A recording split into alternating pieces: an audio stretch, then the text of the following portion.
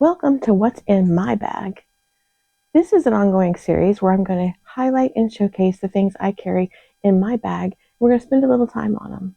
The first thing I want to show you is this travel scarf. What makes a travel scarf different than a regular scarf?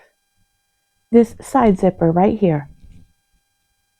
This is where you can put your passport, your money, your AirPods, anything you want to keep close to you during your flight.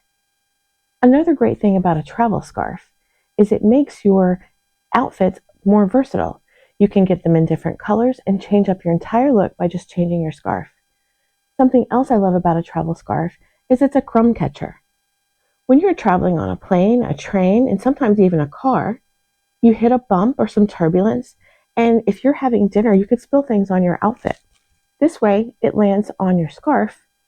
And it's easy. You just take off your scarf. You can reverse the scarf. You can turn the scarf around. You can wash it out, hang it up, wipe the crumbs off, and you haven't ruined your entire outfit. So, travel scarf, get one and put it in your bag.